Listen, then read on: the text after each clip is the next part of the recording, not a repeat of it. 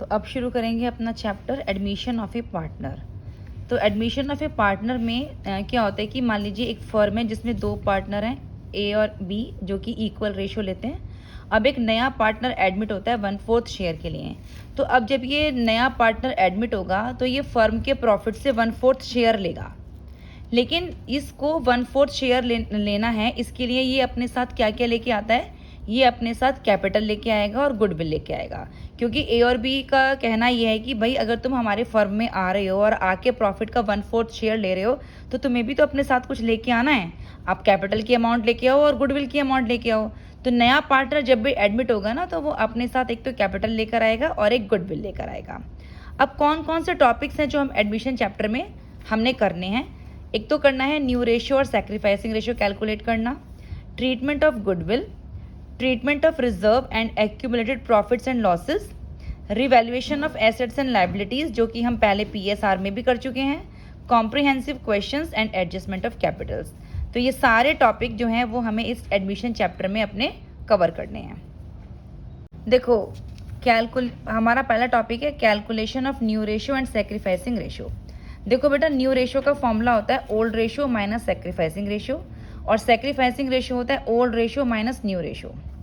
Old ratio अगर कभी निकालना है तो new ratio plus sacrificing ratio. अब हमें ये दो तरीके से हम ये क्वेश्चन करते हैं। पहला हमारा जो केस होता है वो होता है कि when information about sacrifice is not given.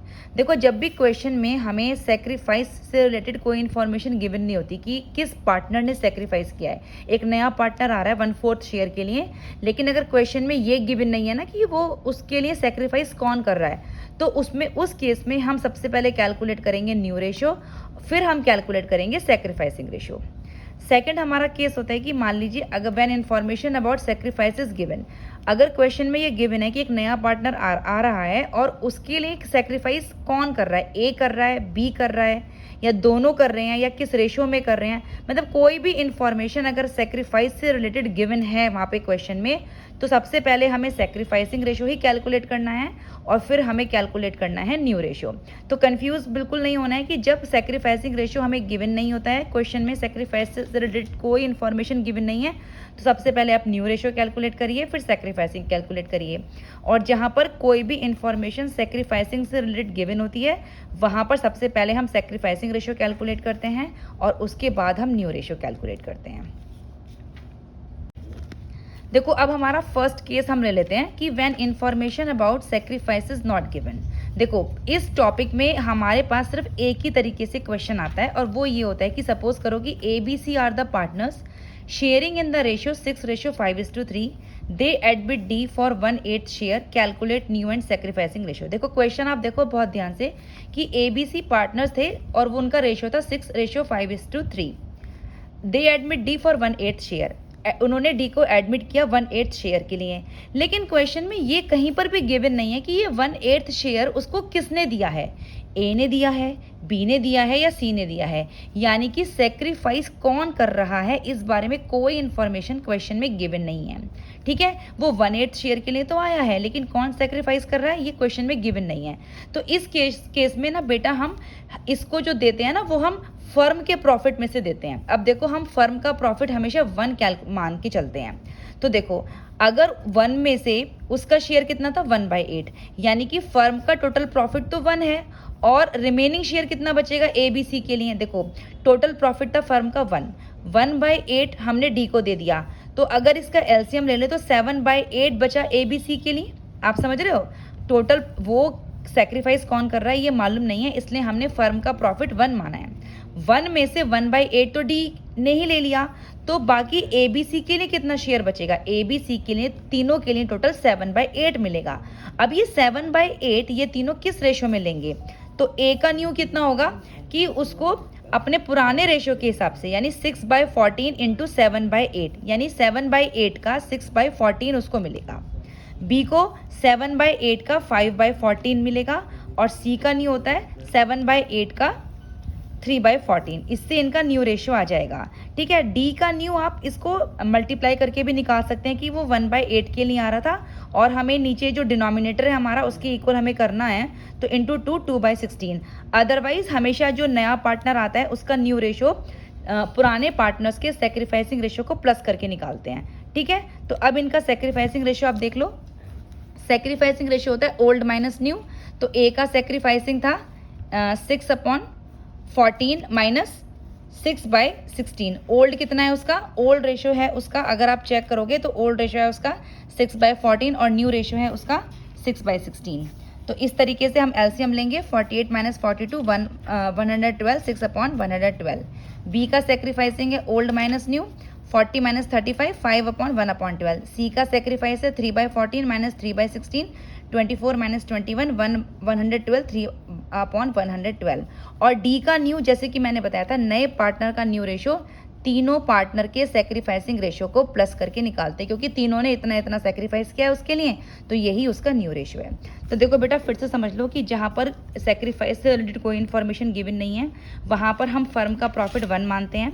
1 में से 1/8 हमने डी को दे दिया, अब 7/8 बचा है ए बी सी के लिए। अब वो कैसे डिस्ट्रीब्यूट करेंगे इसको?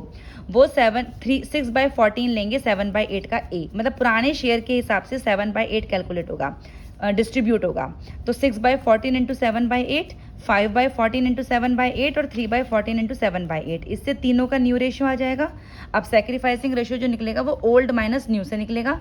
तो ए का सेक्रीफाइसिंग ओल्ड माइनस न्यू से, बी का सेक्रीफाइसिंग ओल्ड माइनस न्यू से, सी का सेक्रीफाइसिंग ओल्ड माइनस न्यू से, और डी का न्यू रेशियो तीनों के सेक्रीफाइसिंग को प्लस करके डी का न्यू रेशियो आ जाएगा। ये मेथड हमें तब अप्लाई करना है जब इंफॉर्मेशन अबाउट सेक्रीफाइस हमें गिवन नहीं होती। अब देखो, सेकंड पॉइंट था कि when information about sacrifice is given. जब हमें क्वेश्चन में सेक्रीफाइस से रिलेटेड इंफॉर्मेशन गिवन होती है, तब हम अपना सेक्रीफाइसिंग रेशियो और न्यू रेशियो कैसे कैलकुलेट करते हैं। मैंने पहले बताया कि जब भी क्वेश्चन में सेक्रीफाइस से रिलेटेड कोई भी इंफॉर्मेशन गिवन होगी, आपको सबसे पहले सेक्रीफाइस ही निकालना है, फिर न्यू रेशियो निकालना है। इसमें 4-5 केसेस होंगे और अलग अलग तरीके से होंगे। जैसे कि देखो, आप फर्स्ट केस देख लो।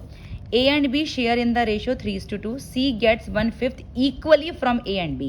क्वेश्चन का मतलब है कि A और B पार्टनर थे और 3:2 ले रहे थे।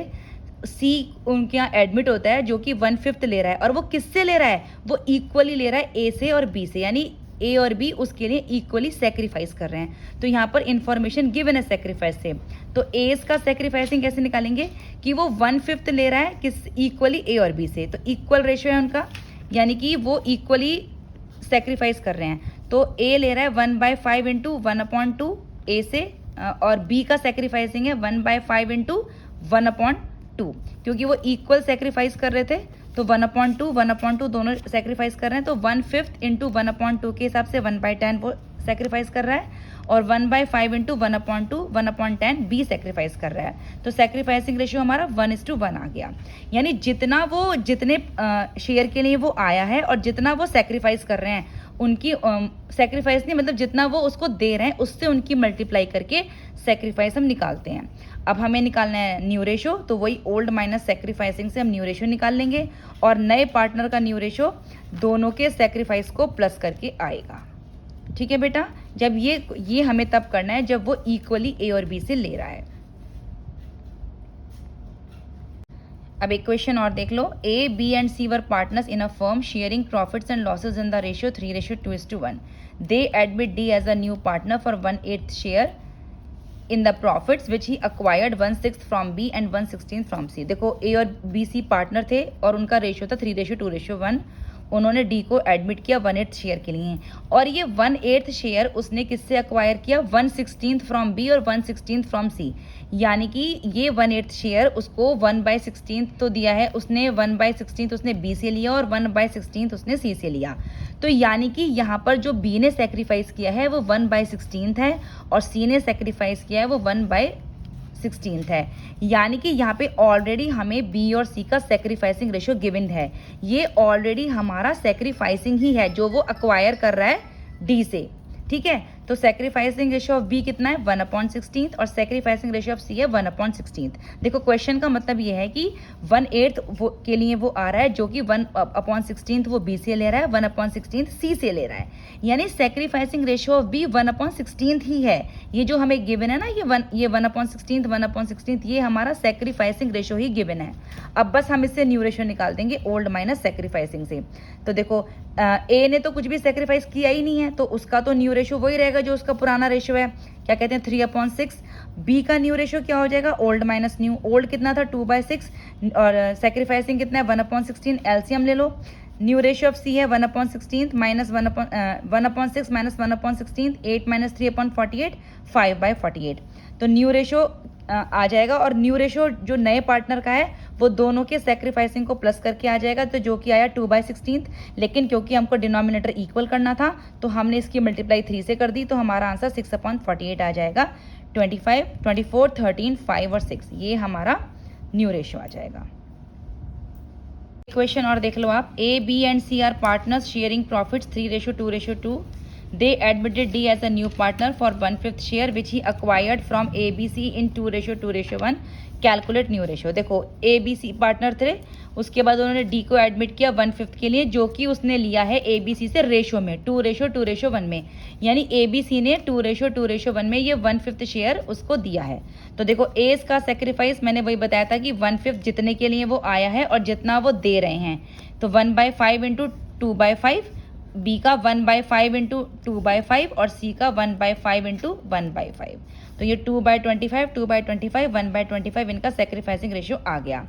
अब न्यू रेशियो निकाल दो। ए का new ratio old minus sacrificing ratio से, बी का ओल्ड माइनस सेक्रीफाइसिंग रेशियो से, और डी का न्यू रेशियो क्या होगा, जो तीनों का सी का न्यू रेशियो निकाल दो ओल्ड माइनस सेक्रीफाइसिंग से, और डी का न्यू रेशियो तीनों के सेक्रीफाइसिंग को आप प्लस कर लो तो 5/25 आएगा, क्योंकि डिनोमिनेटर 175 है पहले तीनों का, तो हम मल्टीप्लाई कर लेंगे 7 से, तो 35/175। तो ये हमारा न्यू रेशियो है।